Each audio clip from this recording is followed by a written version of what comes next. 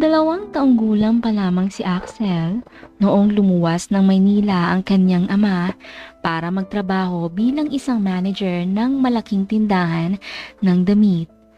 Ayon pa sa kwento ng kanyang ina, maliban sa pagiging manager ay sumasadlain din ng kanyang ama sa pagiging modelo dahil matangkad ito at gwapo.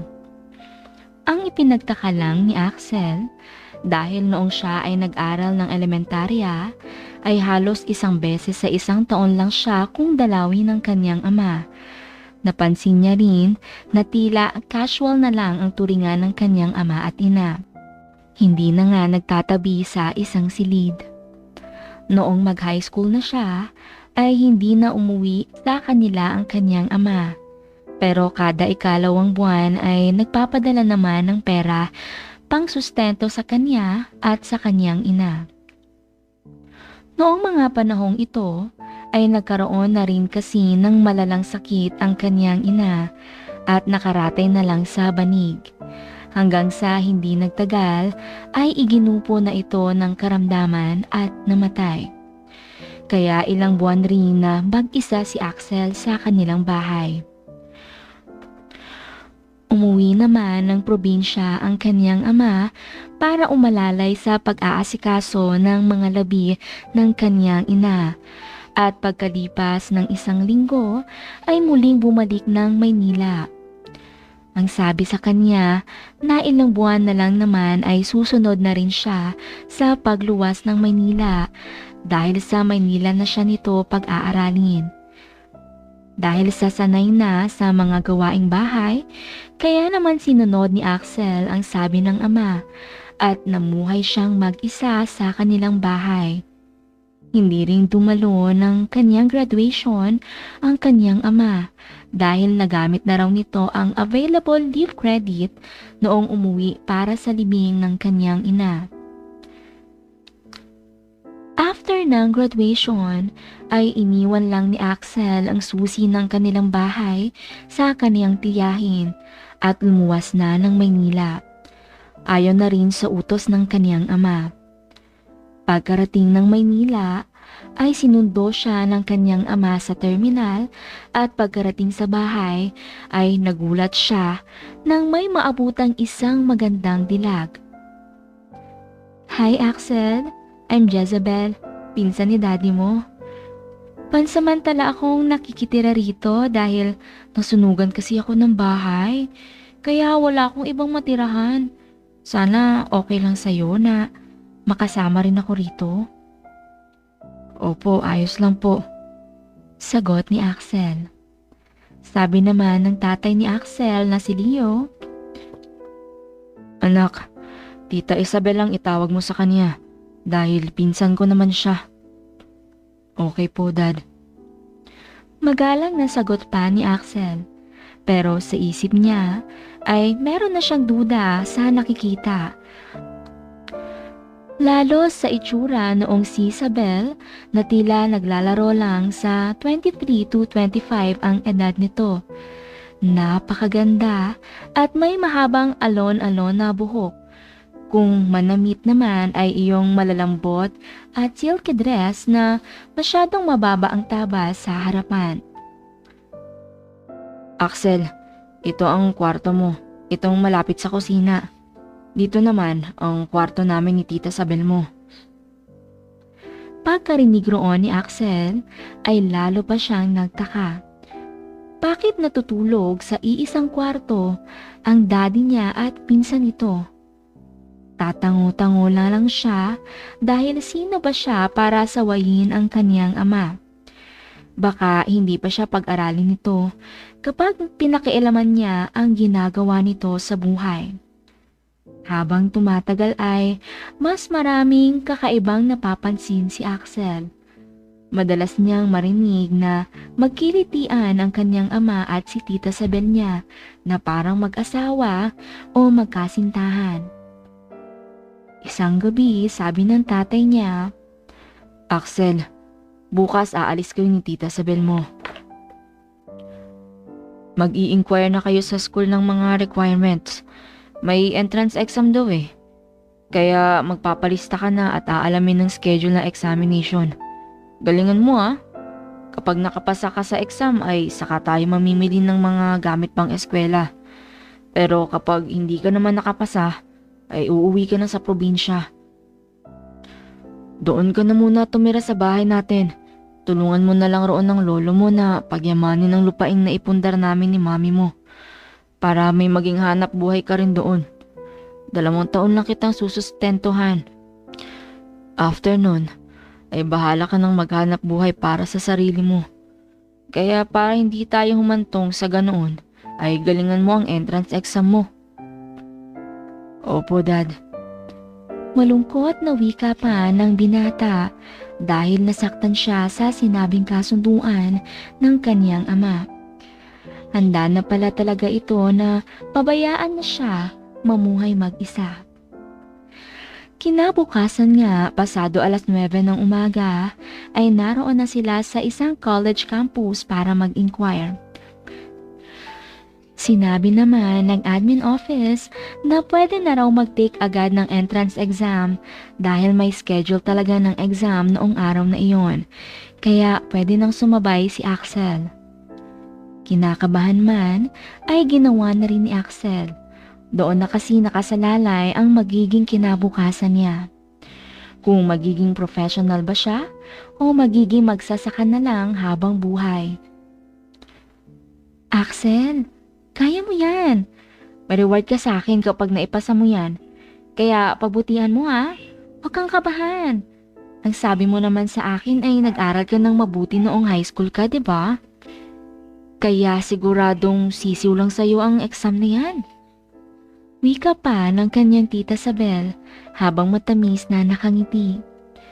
Kahit papaano ay nakakuha naman siya ng lakas ng loob dahil sa sinabi noon. Pumasok na nga siya sa isang malawak na conference room kung saan ginaganap ang entrance exam. Aabutan lang ng test paper tapos bahala na siyang hahanap ng pwesto ng upuan. Makalipas ang 1 oras, pawisan na lumabas ng conference room si Axel.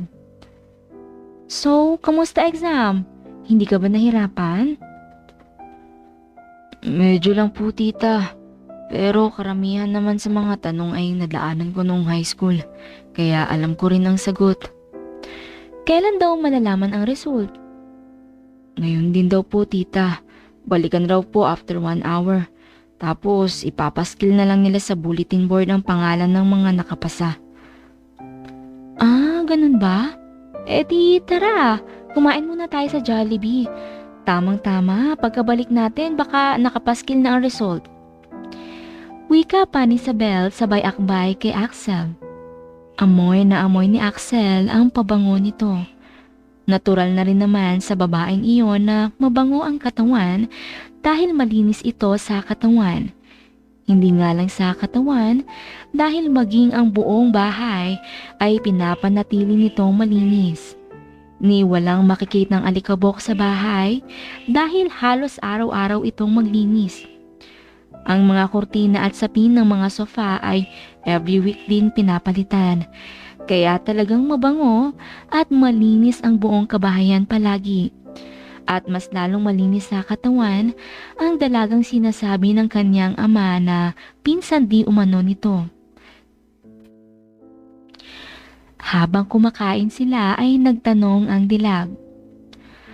Axel, may girlfriend ka sa probinsya niyo?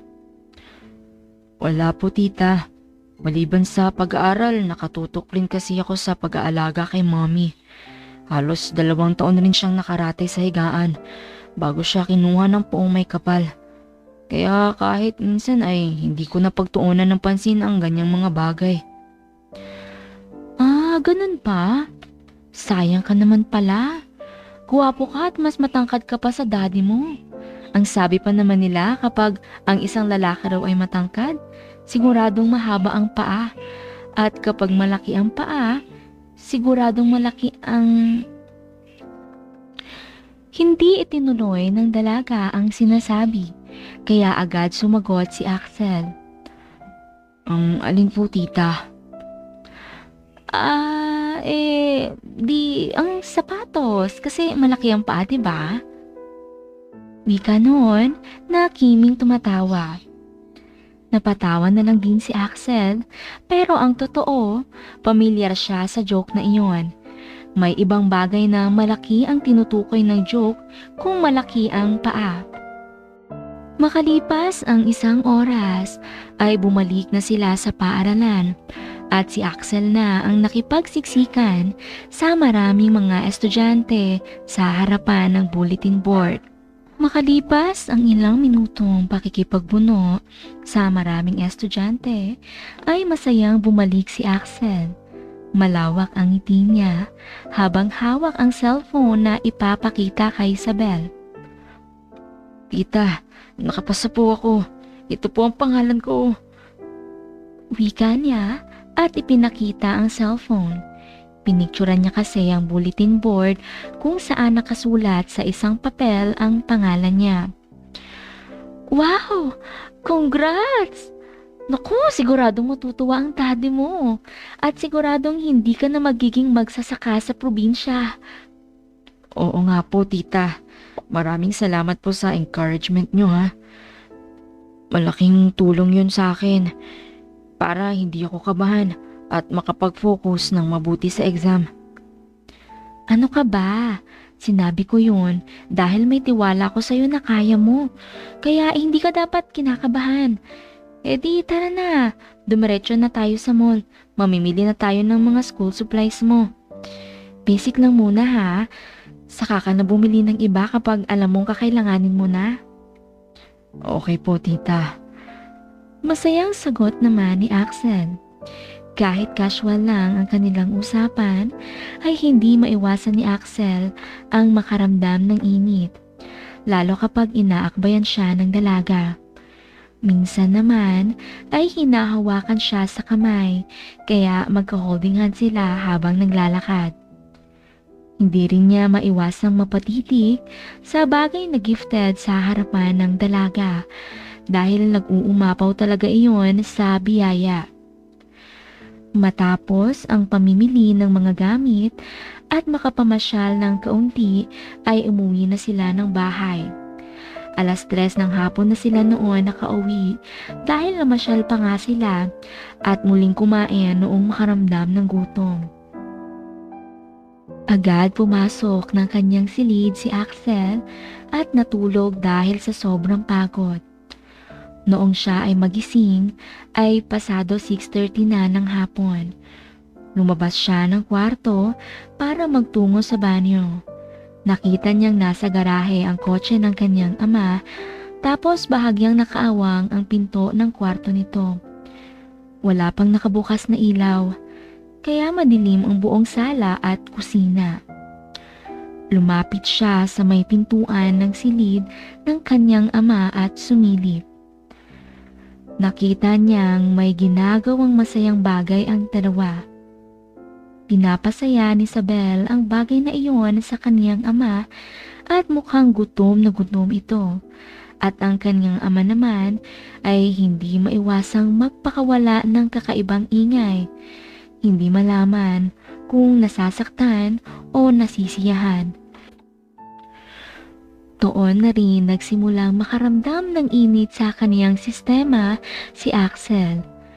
Tila pinapangarap niya na gawin rin sa kanya iyon ng kanyang tiya Isabel. Tapos biglang may nag-pop up ng katanungan sa kanyang isipan. Talaga bang magpinsan si Isabel at ang kanyang ama?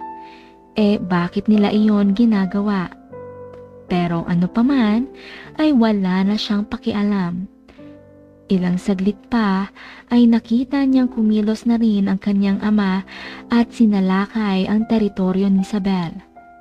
Si Isabel naman ngayon ang tila nababaliw at hindi malaman kung saan ibabaling ang ulo. Dahil sa dinaranas. Nagulat pa si Axel noong mapalingon sa direksyon niya si Isabel at ngumiti. Hindi tuloy siya sigurado kung nakita ba siya noon. Pero talagang sigurado siyang nagtama ang kanilang mga paningin. dahil sa kaba, kaya dali-dali siyang umalis sa pinto at pumasok sa kaniyang kwarto. Hindi mawala-wala sa isipan niya ang eksenang nasumpungan, kaya naman hindi niya rin namalayan na may ginagawa na siya sa kaniyang sarili. Hanggang sa marating niya ang dulo ng walang ibang iniisip kundi si Isabel. Hindi niya namalayan na nakatulog na pala siya noong makatapos. Naramdaman niya na lang na may humahaplos sa bagay na iyon sa kanyang bandang ibaba. Noong imulat niya ang kanyang mga mata, ay nakita niyang si Isabel yun. "Tita, bakit ka narito sa kwarto ko?"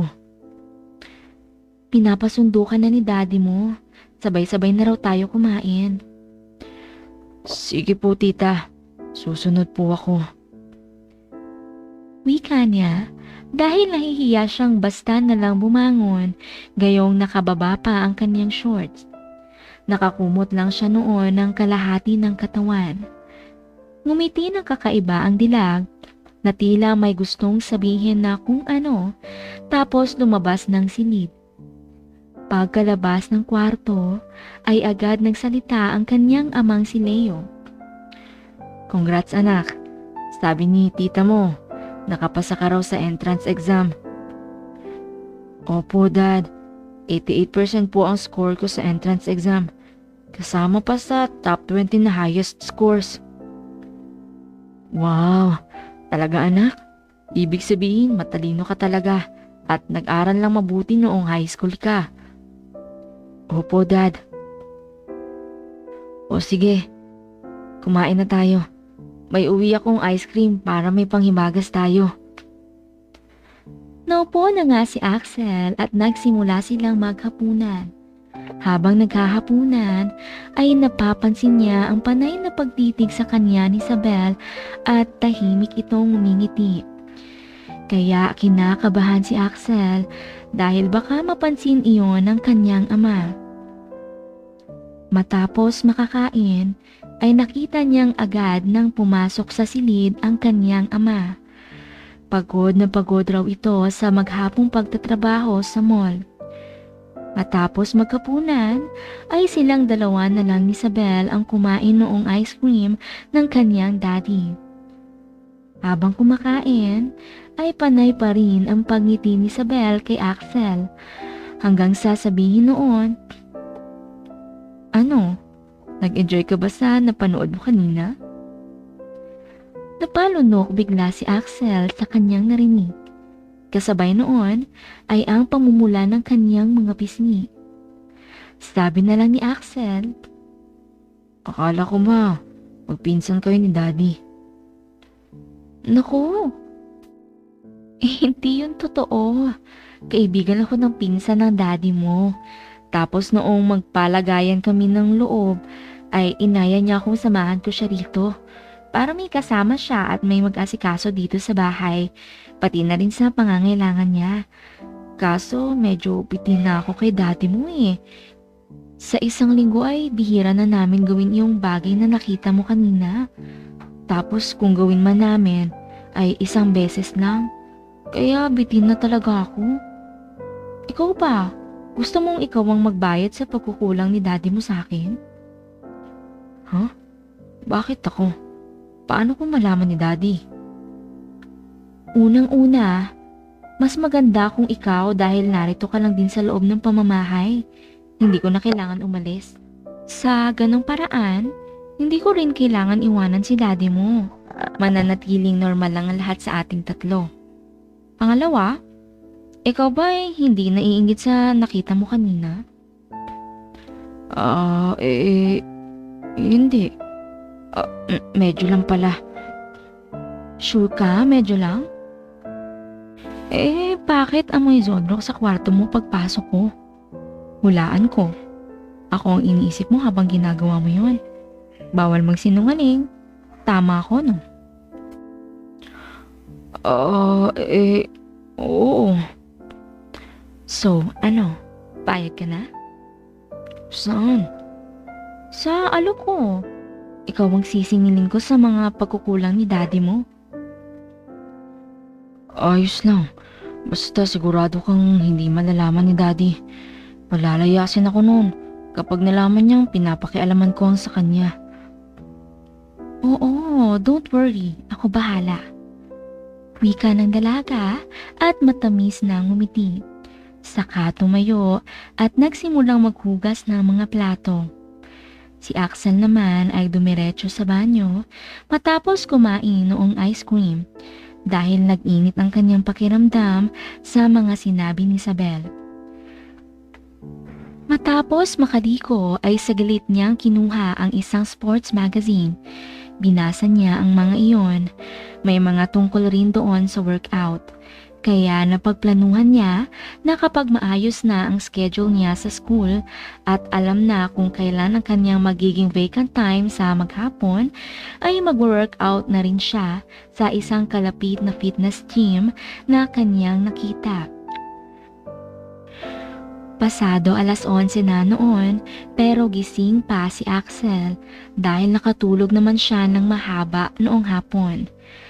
Noong makita niyang bumukas ang pintuan ng kanyang silid, si Jezabel ang pumasok na iyon. Nakasuot ng manipis na patulog ang dilag. Inilak noon ang pintuan tapos pinatay ang ilaw ng kwarto. Noong makalapit sa may kama, ay ang lampshade naman ang sinindihan. Kulay malamlam na pagka-orange ang liwanag noon, kaya hindi masakit sa mata at nakaka-relax pa rin sa paligid. Agad noong inilihis ang lace na suot sa magkabilang balikat at doon na lumaglag ang silky dress. Napabangon si Axel at hindi makapaniwala na abot kamay niya lang ang isang dilag na ilang araw niya ring pinangarap makita ang kabuuan. Lalo pa, iyong lumapit kay Axel at tinawid ang distansya ng kanilang mga labi. Sa pagkakataong iyon ay hindi na nagdalawang isip pa si Axel at agad nang pinagbayaran ang utang ng kanyang ama. Pero natatakot siyang magpakabangis dahil maaari pa rin magising ang kanyang ama na nasa kabilang silid lang. Pero ang dilag ay tila walang pakialam. Noong makatapos ay sumenyas lang iyon sa daliri na huwag maingay tapos lumabas na. Kinabukasan ay masarap ang gising ni Axel. Nagulat siya noong muling pumasok si Jezabel sa kwarto niya. Hala tita, baka mahuli tayo ni daddy. Wala na si daddy mo. Pumasok pa, nasa office. Kanina pa nga umalis. Tsaka kung babalik man yun, ay malalaman natin dahil bubusina sa labas para magpabukas ng gate. Halika na, sabayan mo ako. Maligo tayo ng sabay para tipid sa tubig. Bitin pa ako kagabi eh. Wika noon, sabay hila kay Axel patungo sa banyo. Doon na nga nila sinimulan ang isa na namang aksyon na hindi inakala ni Axel na mararanasan niya sa magandang dilag na kasama nila sa bahay. Noong makatapos ay agad rin siyang pinagluto ng dilag ng almusal. Noong bago magtanghalian ay muli na naman siyang inaya nito. Ayon pa rito ay mas gusto niya raw na si Axel ang kasama dahil madaling magalit ang pagmamay-ari ng binata kaysa doon sa ama nito na palaging pagod at stress sa trabaho. Mahirap hanapin ang kiliti. Makalipas ang isang buwan ay nagsimula na ang klase ni Axel. Pero maliban sa inspirasyon na mag-aral ay mas lalo pa siyang ganado dahil halos walang araw na walang paniningil sa kanya ang kanyang tita Jezabel. Ang kanyang daddy naman ay palaging masaya dahil mas nagiging masayahin ang kasamang dilag kahit hindi niya mapagbigyan. Palaging masasarap ang nilulutong pagkain at palagi pa ring malinis ang buong bahay. Makalipas ang 6 na buwan ay nagdalang tao si Jezabel. Hindi naman iyon pinagkinalaan ng ama ni Axel na hindi siya ang ama dahil sa isang linggo ay ginagawa rin naman nila ang bagay na iyon. At alam naman din noon na hindi umaalis ng bahay si Jezebel nang hindi kasama si Axel. Ang mga lakad lang naman noon sa labas ay mamalengke, maggrocery o di kaya magbayad ng mga utility bills. Laking pasasalamat ni Jezebel kay Axel dahil sa biyayang naibigay nito sa kanya. Dahil sa masayang karanasan na palaging nangyayari sa loob ng pamamahay, kaya hindi na naisipan pa ni Axel ang makipagbarkada sa labas. Palaging pagkalabas ng klase ay diretsong uwi na siya sa bahay dahil alam niyang may isang magandang dilag ang uhaw na naghihintay sa kanya. Wakas. Ayun, my loves, dito na po nagtatapos ang kwento ng karanasan ni Sir Axel. Sana'y inyong nagustuhan ang kwentong ito. Bago matapos ang videong ito ay sana mag-subscribe ka na rin muna para makasama pa kita sa ibang mga kwentong i-upload ko rito. Salamat my loves ha! See you in the next story. Bye-bye and take care.